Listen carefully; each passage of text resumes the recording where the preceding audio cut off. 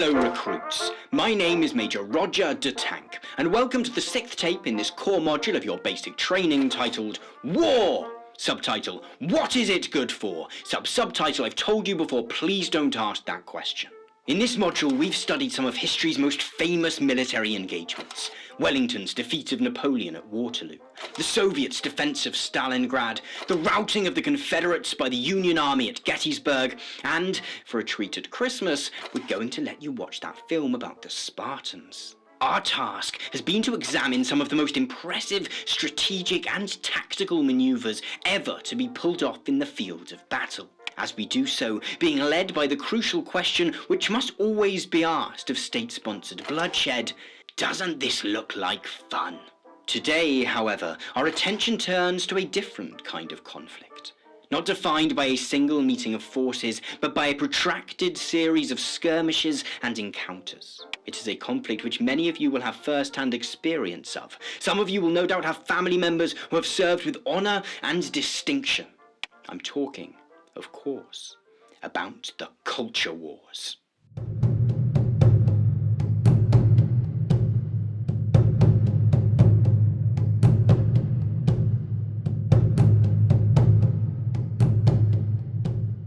Over the past few years, the term culture wars has become a permanent fixture in political commentary and analysis. Journalists and media commentators have increasingly sought to frame all manner of disagreements and debates as being not isolated affairs, but connected to a deep cultural division within society, which, so the argument goes, has all but subsumed the politics of the US and UK at the very least. In fact, so pervasive has the term culture wars become that much of the discussion surrounding these supposed cultural divisions seems to take it for granted, not only that such a war is raging, but also that there is some level of agreement over what the terms and battlegrounds of that conflict are. Yet, I'm not so sure. Certainly, it would be hard to argue that society is not currently deeply divided on a broad range of issues. Nevertheless, it doesn't always seem so clear-cut which of these issues and divisions should be categorised as part of the culture wars, and which are simply good, old-fashioned politics. Although, as we'll see, the disputes and struggles it seeks to explain have their origins a few decades earlier, the idea of a culture war, as it is used in contemporary political discourse, was first popularised by the American right-wing politician and commentator Pat Buchanan. After unsuccessfully challenging George Bush Sr. for the Republican nomination for President of the United States in 1992, Buchanan was invited to give a speech at the GOP's National Convention. In that speech, Buchanan decried the Democratic nominee, Bill Clinton, for being silent on matters of foreign policy, for supporting gay rights, and for being sceptical of religious schooling. He also took a few potshots at what he referred to as Hillary Clinton's radical feminism and the Democratic vice presidential candidate Al Gore's environmentalism. Not content with relying upon how divisive each of these issues were on their own, however, Buchanan proceeded to package them up as one unified conflict. He told the convention that there is a religious war going on in this country. It is a cultural war as critical to the kind of nation we shall be as the Cold War itself, for this war is for the soul of America. Buchanan likely borrowed this idea of a cultural war from the title of a book published a year earlier. James Davison Hunter's Culture Wars, The Struggle to Define America, similarly, though in more nuanced academic terms, argued that what otherwise might have manifested as isolated disputes over individual issues such as LGBT rights, abortion, school curricula, artistic censorship, and national iconography had become deeply interrelated. Without denying that each of these issues are of considerable consequence on their own, Hunter posited that how people were split over them was increasingly the product not only of them having specific concerns about these specific issues, but emanated from a much deeper divide. If one knew what position a person held on one issue, it seemed to have become more and more possible to predict what their position might be on another. In short, rather than having one unified culture, America appeared to be home to two distinct cultures, guided by wildly diverging value systems, philosophies, and worldviews. In making this case, Hunter drew comparisons with religious and cultural conflicts in other countries, between Kurds and Arabs in Iraq and Sikhs and Hindus in India.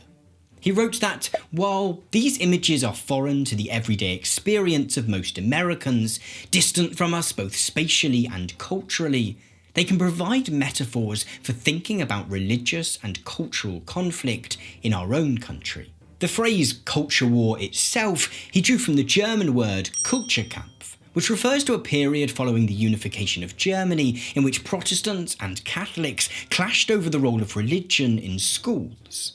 While on the surface these debates were primarily about education, they served as a proxy for a much deeper dispute about the relationship between church and state and, writes Hunter, the moral character of the nation. Schooling essentially became a tangible issue around which more complex antagonisms between Protestantism and Catholicism could play out. While, as we'll see, religion is only one factor in today's culture war, Hunter argued that divisions in contemporary America, and I would argue increasingly in other countries, could be viewed similarly.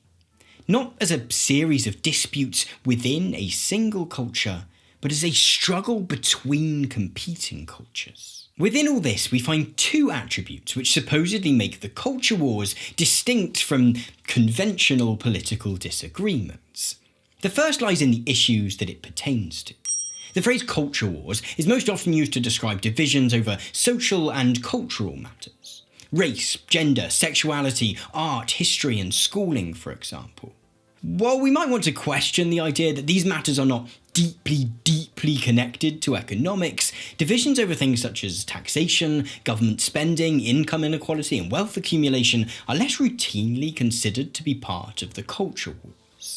The second attribute which supposedly makes the culture wars distinct is the nature of these divisions. Generally speaking, the argument is that the culture wars is a mode of politics in which people decide their position on any given issue based upon the moral or values-based framework to which they, and those that they consider themselves to have a cultural affinity with, subscribe. This framework might be informed by religion or by a secular philosophy. The culture wars is therefore drawn in contrast to both a class war mode of politics, in which people decide their position on a given issue based upon how it might improve or diminish their material interests, and a more technocratic, liberal idealist mode of politics, in which people disinterestedly review the relevant facts and analysis and come to a decision over what the most favourable solution to any problem is through an allegedly pure, logical lens. Now, there is clearly a lot to be unpacked and critiqued here. In this video, my goal is to provide a deep dive on what provoked the culture wars and how they've evolved over time, at the same time seeking to highlight some aspects which have remained stubbornly consistent throughout. In doing so, however, I want to remain critical of the underlying assumption that the culture wars exist in the first place, or at least the idea that they are entirely distinct. In particular, while outlining the argument for the existence of the culture wars, I'm going to continually return to the relationship between the culture wars and normal politics, in order to ask whether it is really so easy to untangle the one from the other, and whether the divisions that the culture wars supposedly describe are really so different from those we are encouraged to believe that they've replaced. There have been many culture wars throughout human history in societies across the face of the globe. It was in the 1960s, America, however, that the first shots of our present conflict were fired. The end of the Second World War in 1945 had been followed by more than a decade of peace and prosperity, for some at least. And this peace, well, it fostered a sense of conformity.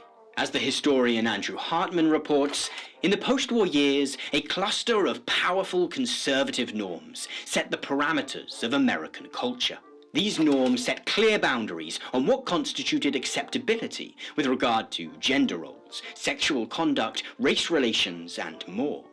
Hartman continues that, The normative America of the 1950s was more omnipresent and more coercive than it had been before or has been since. During the 1950s, an unprecedented number of Americans got in line, or aspired to get in line, particularly white, heterosexual, Christian Americans. Even those Americans barred from normative America by virtue of their race, sexuality, or religion often felt compelled to demonstrate compliance. Beneath this conformist veneer, however, frustration was brewing. When the levee finally broke, the challenge to conservative normativity appeared on two fronts. The first was what Theodore Roszak soon dubbed the counterculture. Best exemplified by the hippie movement, the counterculture viciously rejected the norms of the 1950s. To what they saw as a cultural sphere which had become grey and monotonous, they brought vibrant colours and new sounds. Casting off conservative modes of sexual morality, they practiced free love, and rejecting their parents' generation's conventional religious associations, they either embraced New Age spiritual practices or rejected religion entirely. Alongside, and often interacting with, the cultural insurrection waged by the counterculture were a plethora of more explicitly political movements. The New Left, the Free Speech Movement, the Civil Rights Movement, the Black Panther Party, Second Wave Feminism, the Anti-Vietnam War Movement, and the nascent LGBT rights movement all worked to expose the manner in which the coercive norms, which had seemed so widely accepted in the 1950s, marginalised, disempowered, and subjugated vast portions of society. Through varying means of protest and civil disobedience, they sought an expansion of the rights and freedoms of those marginalised groups. The 1960s exploded like a hand grenade into American, and indeed global, culture, blasting cracks in the social norms and conservative morality of the previous decade. The movements which mounted this assault may not have resolved all of the inequities they identified. However, the decade saw commonly held truths which had, for a brief while, appeared eternal, questioned. Where once there had seemed to be unity, now it was impossible to ignore the presence of division. A battle flag had been raised, and the culture wars had begun.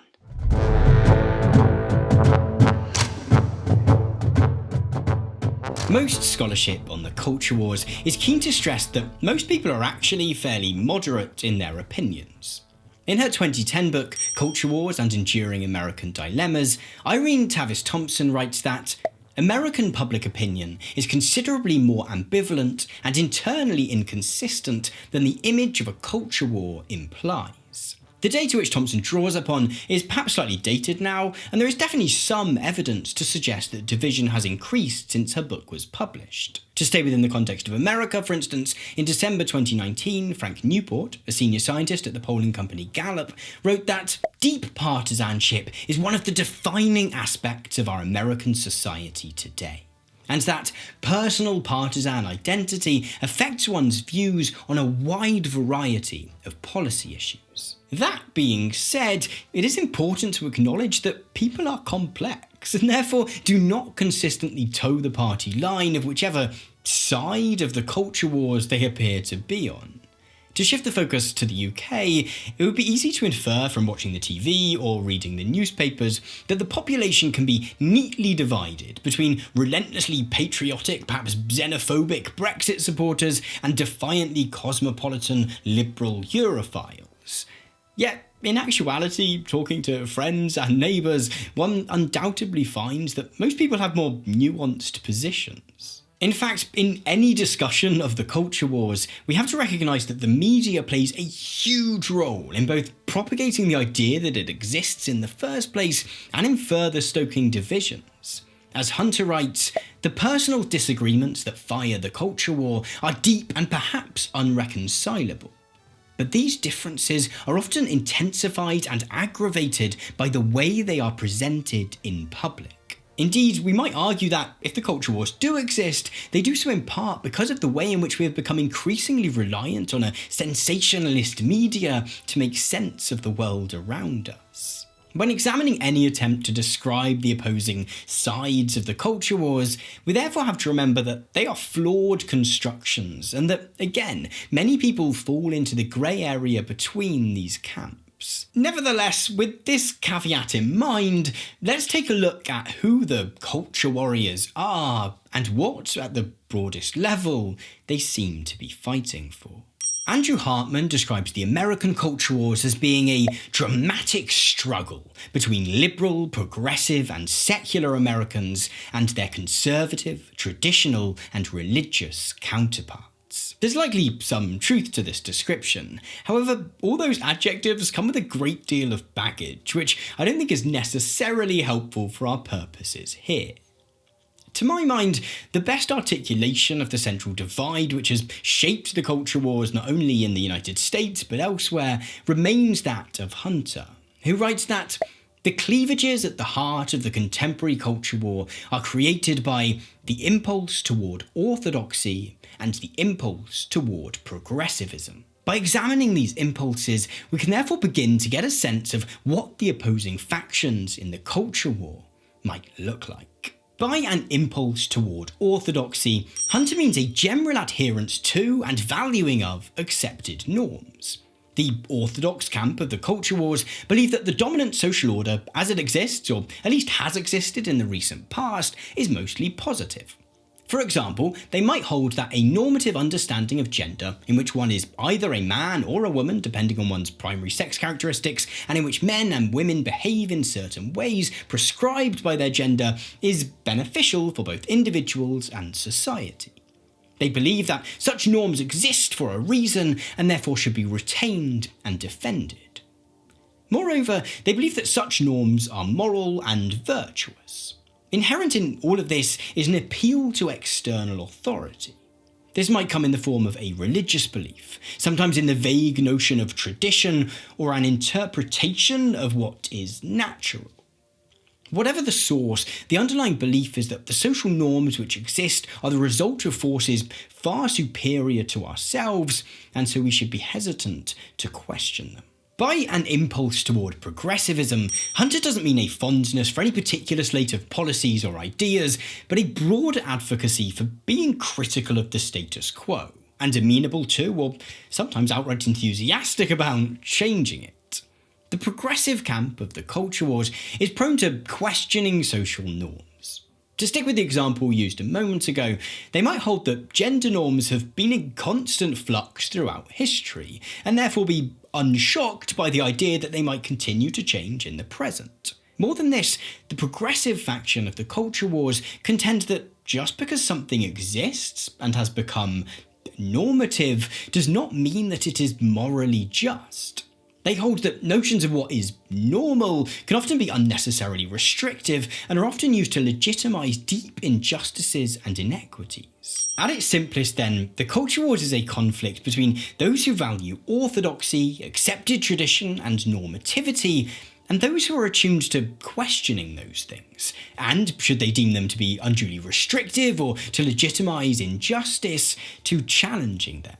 Though, like any schema for representing people's values and perspectives, it is imperfect, this model does allow us to make some sense of the way in which someone's position on access to abortion, say, often seems to allow us to predict their position on trans rights, or whether we should rethink the way history is taught in schools. Given how broadly these groups are defined, it is perhaps little surprise that we find this battle between orthodoxy and progressivism to have been relatively consistent throughout the second half of the 20th century and into the present day. I mean, it's quite possible to argue that a tension between those who align themselves with the status quo and those who see it as restrictive or unjust has existed throughout history. Once we take a look at some of the recurring rhetorical tropes that have served as the argumentative ammunition for these culture warriors, however, the suggestion that the contemporary culture wars represents a single, ongoing and distinct conflict begins to be far more persuasive.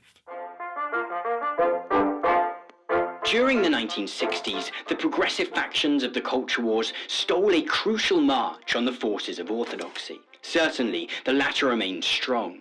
Despite a handful of hard-won reforms, they had, after all, the might of capital and the state on their side. And yet, in terms of shifting the popular consciousness and setting in motion the wheels of change, the progressives often seemed to have all but routed their orthodox opponents, who seemed capable of doing little more than fighting rearguard actions as they steadily retreated into irrelevancy.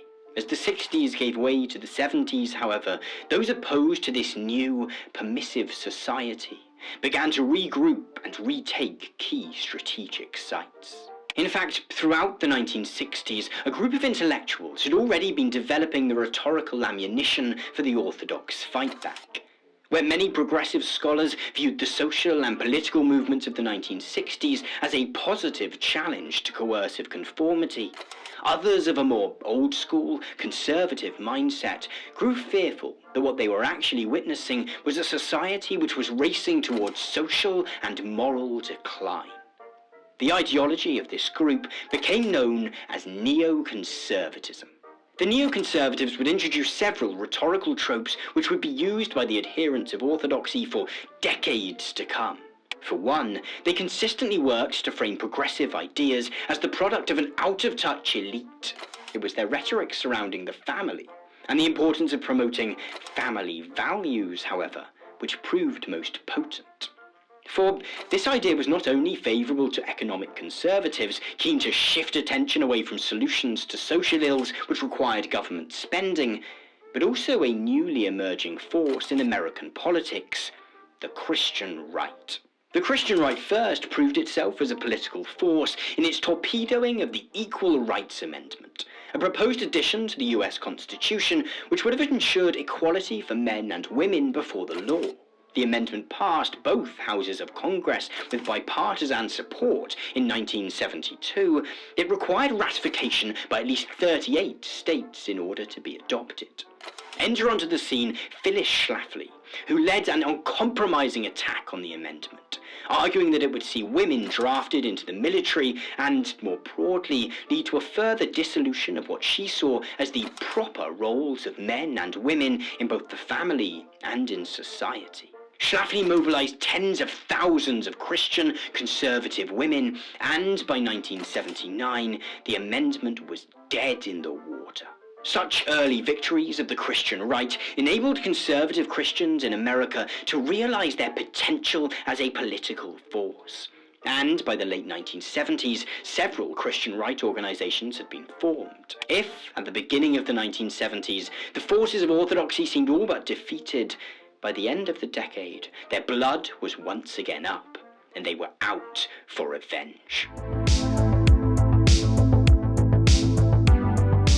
Much has changed politically, economically, socially, and culturally since the 1960s and 70s. In discussions surrounding the contemporary culture wars, for example, social media is often taken to be a key weapon used by both parties. And the technologies upon which such services rely wouldn't even begin to be developed until the late 1980s. While early skirmishes in the culture wars might have looked quite different from those of the present day on the surface, however, it is striking how much has remained the same.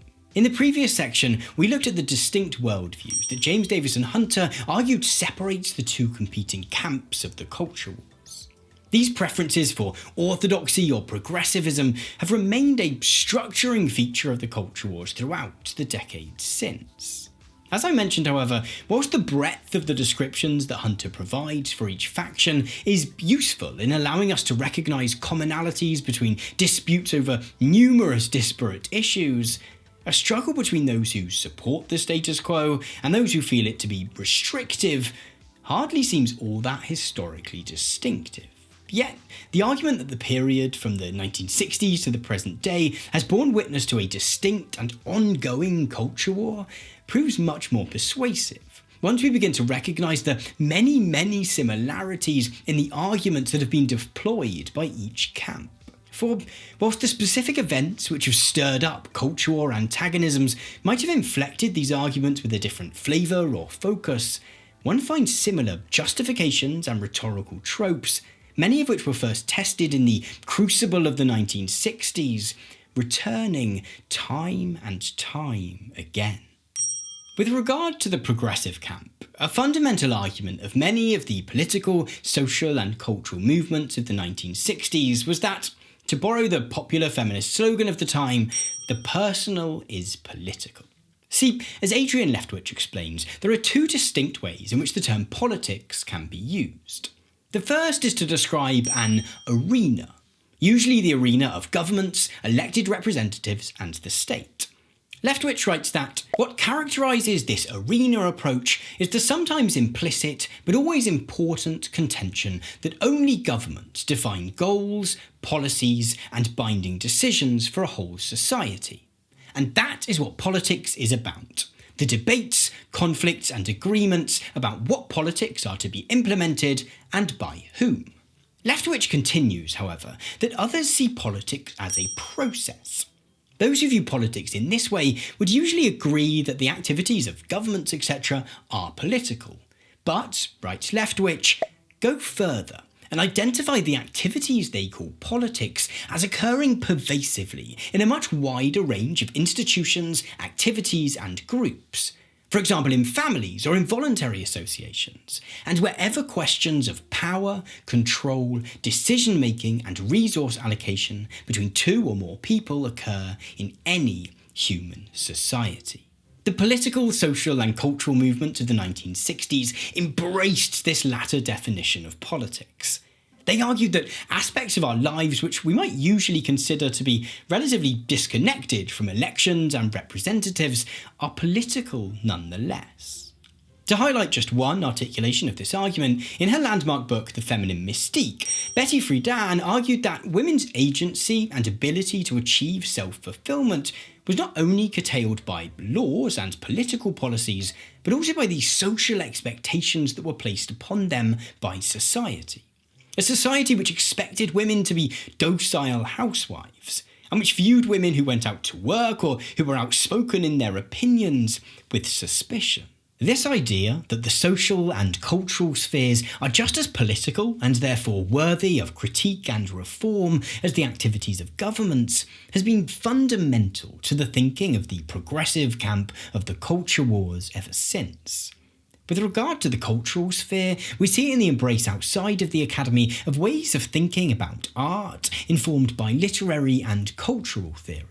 Such modes of engaging with culture, casually applying a feminist or queer lens to a film, for example, rely on the implicit assumption that the way in which the world is represented within such texts has an influence on the distribution of power in the real world. With regard to the social sphere, we see this expanded definition of politics in discussions surrounding how our interpersonal interactions in everyday life relate to broader power structures. The plea to use people's preferred pronouns, or discussions surrounding what Chester M. Pierce first referred to as microaggressions, for instance. In truth, the anxieties, actions and arguments of those in the orthodox camp of the culture wars often betray the fact that they too recognise that there is an inherent politics to both the cultural texts which surround us and the manner in which we interact with one another on a day-to-day basis. Generally, however, the orthodox faction of the culture wars has been fairly coy about stating this openly.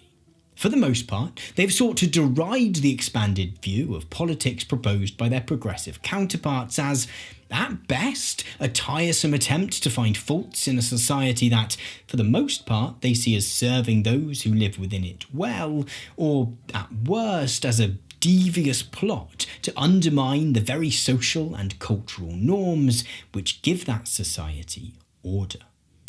This notion that progressive critiques of society alternate between being tedious and dangerous finds contemporary expression in the work of media figures such as Ben Shapiro, Stephen Crowder, Jordan Peterson and Piers Morgan. Nevertheless, the arguments these figures forward also have a long history. In 1965, the American literary critic Lionel Trilling described the emergent progressive tendency as the adversary culture. He suggested that this desire to critique the social and moral norms of society had its roots in art. writing that a primary function of art is to liberate the individual from the tyranny of his culture in the environmental sense, and to permit him to stand beyond it in an autonomy of perception and judgment. In short, he argued that art had long encouraged people to take a step back, to disentangle themselves from the society which surrounds them, and to critique it. Within the context of art and literature, Trilling felt such a critical faculty to be a positive. Yet, during the 1960s, Trilling posited that this critical, adversarial view of society had begun to spill out from its initial artistic context and to be applied in more everyday settings. Trilling wrote that there are a great many more people who adopt the adversary program than there formerly were. Between the end of the first quarter of this century and the present time, there has grown up a populous group whose members take for granted the idea of the adversary culture. This group is to be described not only by its increasing size, but by its increasing coherence. A key concern of Trilling's therefore seemed to be that where, within artworks, this adversarial view of society had been applied on a relatively ad hoc basis, with different writers or artists making very different critiques of the world around them, in its new settings it was beginning to look a lot more like a cohesive movement, with shared criticisms and conclusions. Many within the feminist, civil rights, black power, LGBT and new left movements of the time likely saw this as a positive. Ideas were being shared and built upon so as to construct a more thorough, sustained critique of society. Trilling, however, viewed such collaboration and coherence of ideas with suspicion. Now, it's worth highlighting that Trilling, and those who agreed with him, were wildly overstating the uniformity of ideas which arose from these movements. Each were, as with any movement, rife with internal divisions and disagreements. Nevertheless, birthing a rhetorical trope which remained endemic in orthodox ripostes to progressive critiques of society, Trilling wrote that, around the adversary culture, there has formed what I have called a class. If I am right in identifying it in this way, then we can say of it, as we can say of any other class, that it has developed characteristic, habitual responses to the stimuli of its environment. It is not without power. And we can say of it, as we can say of any other class with a degree of power, that it seeks to aggrandise and perpetuate itself. In many regards, this argument sought to flip the conversation and to apply the same critiques that progressives were applying to society onto the progressives themselves. Firstly, Trilling suggested that, despite their celebration of critical thinking, progressivism merely represented a new form of orthodoxy, with progressive ideas having coalesced into a kind of groupthink. Secondly, Trilling sought to argue that, despite their critiques of how power operates in society, the progressives could be viewed as a self-interested class who are only really making these critiques as a means to gaining power for themselves. Whether the lineage is acknowledged or not, Trilling's assessment of the political, social and cultural movements of the 1960s has been hugely influential in orthodox responses to progressive critiques of society. We find it expressed most clearly in the present day in the idea that progressive ideas do not stem from a well-intentioned desire to improve society, but are the product instead of a so-called woke liberal elite trying to impose new norms upon us as part of a self-interested grasp for control. Despite all that has changed between the 1960s and the present day, we can therefore identify considerable consistencies not only in the broad worldviews which underlie the progressive and orthodox camps of the culture wars, but also in the argumentative ammunition that has been deployed by each group. Both the progressive proposition of politics as a diffuse process which informs every aspect of our society, and the orthodox view of progressive ideas as either tiresome or a threat, have been a mainstay of culture war skirmishes across the decades. These consistencies begin to make the idea that the contemporary culture wars have been both distinct from other cultural struggles throughout history, and that there has been a continuity to culture war antagonisms from the 60s to the present, seem far more convincing. And, as we'll see in the next sections, they also allow us to begin to consider what might separate the culture wars from more conventional political disagreements. scuffles between progressive and orthodox forces in the 1970s were certainly strained. In the 80s and 90s, however, those fairly isolated outbreaks of conflict gave way to an all-out war. The viciousness of the culture wars in the early part of this period were partly made possible by the fact that the forces of orthodoxy had retaken the strategic high ground in the form of the US presidency. Ronald Reagan stood on a platform of faith, flag, and family. In doing so, taking up the mantle of those conservative Christians who had become politically active through campaigns such as that against the Equal Rights Amendment. The Christian right, however, were not content with having the ear of the president. They developed a taste for grassroots organising and continued to fight for the Orthodox vision at a more local level. A particularly ferociously fought campaign was that to roll back the availability of abortion. Christmas Day 1984 saw the first of several bombings of abortion clinics. 4 years later, the group Operation Rescue was founded, which undertook a campaign of direct action against such clinics, staging sit-ins to block access for staff and to intimidate patients. Perhaps the most devastating consequence of the culture wars during the 80s was its impact on the US government's response to the AIDS epidemic. The first cases of AIDS in the US were reported in 1981. And the disease's prevalence among gay men birthed a new genre of homophobic rhetoric. Moreover, Reagan's strong support amongst the religious right meant he had little incentive to try to stop its spread, and it wouldn't be until several years later that he publicly acknowledged its existence, by which time thousands had died. The 80s and 90s also saw the culture wars expand into the arena of art. In 1989, debate flared up surrounding public subsidy of the arts following exhibitions of Andre Serrano's photograph Piss Christ and Robert Mapplethorpe's series The Perfect Moment. Where progressives saw artists engaging their right to freedom of expression, those who valued orthodoxy saw blasphemy and obscenity which required censorship. Such concerns for public decency also informed the Parents Music Resource Centre's campaign to have parental advisory stickers added to the covers of CD albums containing explicit lyrics. The 1980s and 1990s saw the forces of orthodoxy wage an all-out war on the progressive gains of previous decades. They did not succeed entirely in re-establishing the social norms of the 1950s. However, this assault drove the wedge that had been forming amidst the American population deeper still. Whilst culture war hostilities would fade into the background following the turn of the millennium, they had nonetheless changed the shape of American politics for good. In the introduction to this video, I suggested that there are two attributes which supposedly make the culture wars distinct from conventional political disagreements. The first lies in the issues that people are divided over, and the second in the nature of those divisions. In the previous section, we saw how the social, political and cultural movements of the 60s made the case for an expanded definition of politics, which highlighted the distribution of power in the everyday. This proved particularly productive in allowing progressive activists the ability to highlight the social and cultural politics of race, gender and sexuality, thereby bringing previously marginalised discussions of the relationship between power and identity into the mainstream. And in this, we find some explanation for why such matters are often labelled as part of the culture wars, whilst others are not. Yet, this wrangling over what counts as political also provides us with some insight into the nature of the culture wars divide, and what makes those divisions feel so irreconcilable.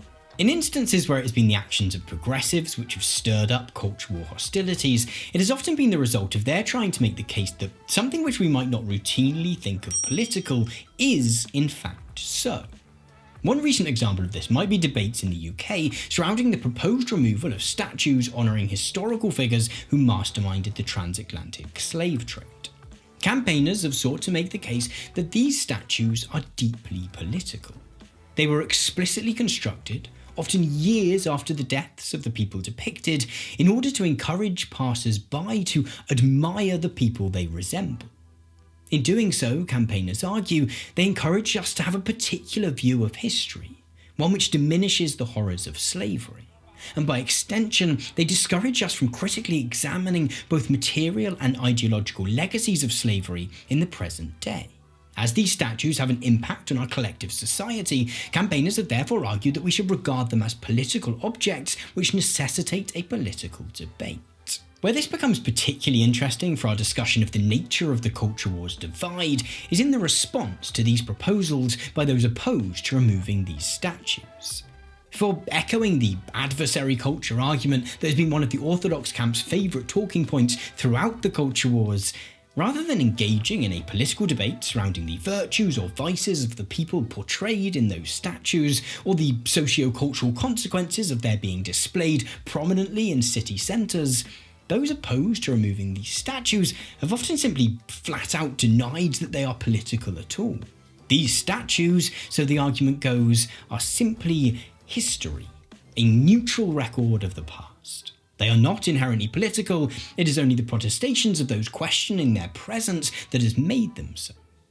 As a result, they argue, we simply don't need to be having this conversation. What we see then is less a political debate than a debate about what we should consider political in the first place. It's perhaps useful here to return to our discussion of the definition of the term politics. We've already established that there are two primary ways of defining politics: as an arena, in which the term politics is used to refer only to the actions of elected representatives, governments, and states, or as a process, in which politics is used to refer to the broader distribution and exercise of power throughout society.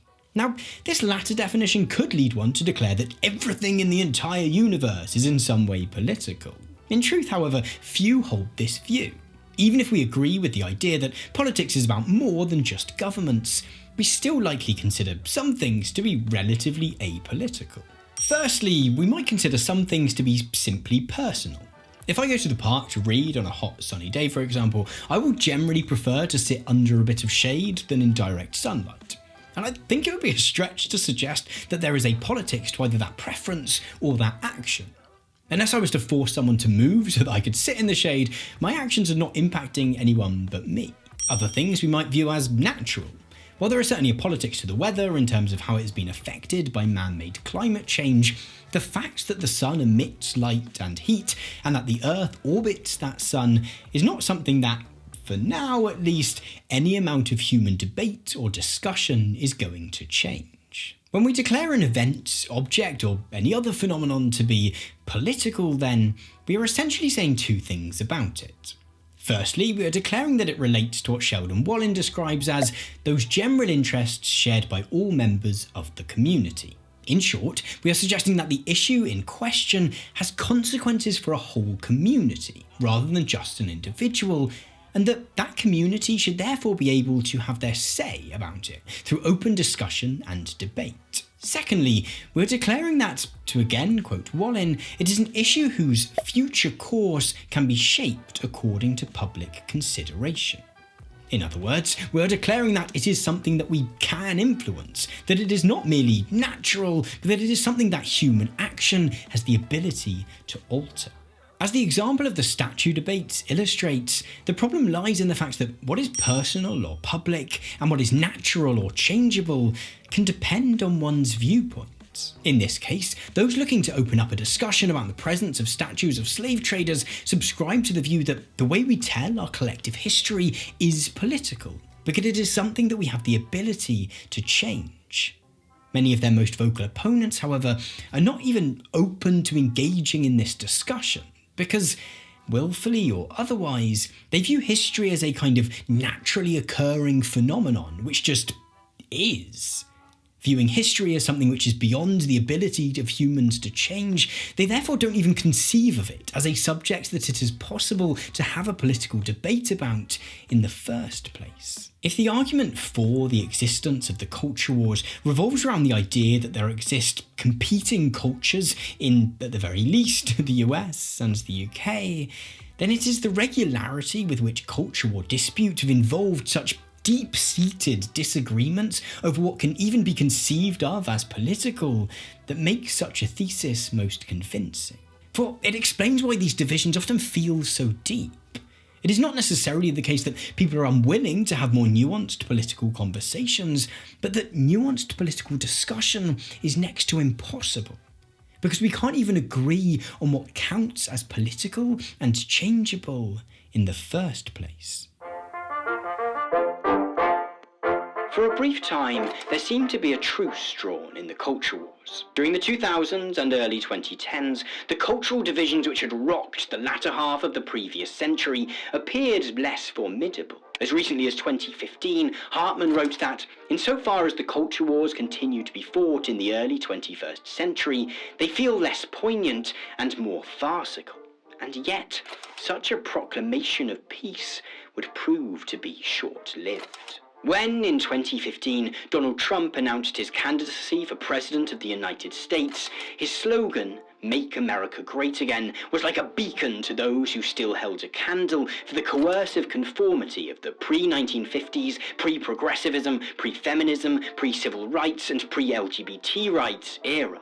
Trump's campaign and subsequent presidency gave a rejuvenated confidence to both the Christian right and a newly emergent and mostly secular online movement which came to be known as the alt-right. Trump, like Reagan before him, intentionally sought to intensify culture wars divisions, and tensions between an orthodox and progressive view of America's past, present and future came to dominate the country's politics once more.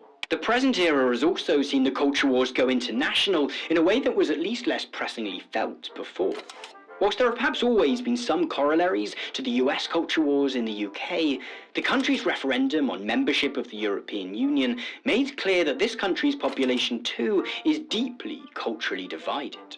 In the years since, disputes over matters as substantive as the legacy of slavery and as absurd as vegan sausage rolls have exposed a similar cultural conflict for the soul of the UK, which has upturned previous political alliances. After a few years of peace, the culture wars thus appear to have returned, with the divisions they stoke being felt perhaps as strongly as ever before. These divisions seem only to have expanded into further and further aspects of our public and private lives. And, whilst many pray for peace, the road to such a settlement seems fraught indeed. So this is the point at which I admit to coming into writing this video highly sceptical of the idea that the culture wars are a tangible phenomenon that require serious thought.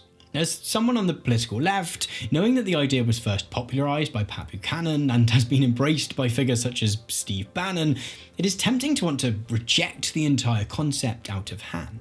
In fact, I semi-regularly see others on the left argue that the culture wars is merely a right-wing fiction, which encourages us to organise around our moral values rather than our material and economic interests. And in some regards, it does seem as though such a scenario benefits the political right, serving as another tool to divide working class people so that we fight among one another whilst the power of economic elites goes unquestioned.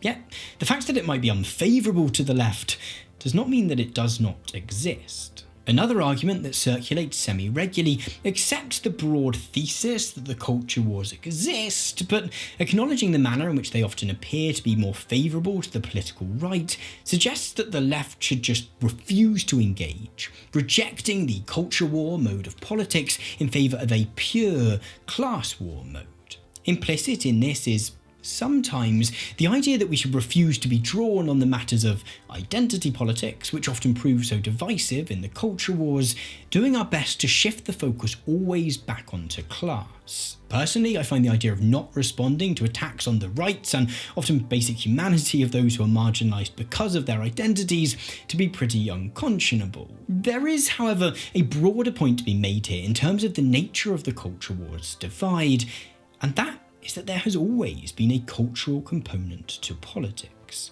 To view the class war mode as one of merely of cold, self-interested calculation is thus a little simplistic. The Italian theorist Antonio Gramsci argued that a pivotal part of any class struggle was what he referred to as a war of position. Now, Gramsci doesn't provide us with a particularly solid definition of this term, something we can probably forgive him for given that he was both in a fascist prison and quite ill at the time of writing. We find some idea of what he meant, however, in his statement that a social group can, and indeed must, already exercise leadership before winning governmental power. power. This is all related to Gramsci's broader concept of cultural hegemony, in which he argued that one of the ways in which economic elites defend their power is through making their elevated position in society seem to be not so much a choice as common sense. As Gramsci saw it, uniting the working class and gaining power therefore necessitated dislodging that common sense in order to allow people to recognise that another world is possible. It required enabling working class people to recognise their commonalities with one another and to realise that their interests were very different from those of their bosses. Gramsci provides a handful of examples of such wars of position taking place. Perhaps more useful to our discussion, given the Anglo-American focus of this video, however, is that described by E.P. Thompson in his seminal study, The Making of the English Working Class. As he explains it in his introduction, Thompson's study explores how, in the years between 1780 and 1932, most English working people came to feel an identity of interests as between themselves and as against their rulers and employers. To borrow Karl Marx's terminology, the book tracks the manner in which the English working class moved beyond being merely a class against capital, in other words, simply a group who shared the same relationship to the means of production, and became instead a class for itself, or a group with a shared consciousness, which recognised its shared interests as a class and could therefore become a political force which sought concessions from those in power. What Thompson reveals is that the emergence of the working class as a political entity went hand in hand with its emergence as a cultural entity, with its own institutions, worldview, and moral framework. While we might be able to define the contemporary culture wars in opposition to the class war, then we have to recognise that, in a sense, the class war has always been a culture war. In fact, I would argue that the political right's cultivation of the currently existing culture wars divisions is only one part of the story. The other part being the concurrent dismantling of working class cultural institutions such as unions, political parties, educational institutions and media outlets, all of which, in the past, have served to build a distinctive working class culture. Without such spaces in which to find commonalities and to build a radical culture which unites working class people who may presently find themselves on different sides of the culture wars, dislodging the present divisions and building a cultural movement which embraces the working class in all its diversity is made far more difficult. But if there's one thing that we can learn from how successful the present culture wars has been for the right, it might just be a necessity. Thank you very much for watching this video. Another fairly long one, which again I hope has been worthy of your time. If you found it interesting in any small way, then I would love it if you'd consider sharing it with a friend, either online or off, who you think might also get something out of it. Thank you as always to Michael V. Brown, to J. Fraser Cartwright, to Richard, to Sindri Nilsson, to Kaya Lau, to David Brothers, to Chris Brown, to Paul Arrowsmith, to Max DeVos, to Daniela Menchaca, to Cincione Brasgal, to Luke Meyer, to Gary, to Dylan Gordon and to C. Sinclair for being signed up to the top tier of my Patreon. And if you'd like to join them in supporting what I do here, also getting early access to my videos, to copies of scripts, additional commentary videos and more, then you can find out how to do so by heading to patreon.com/Tom Nicholas. Thank you for watching once again and have a great week.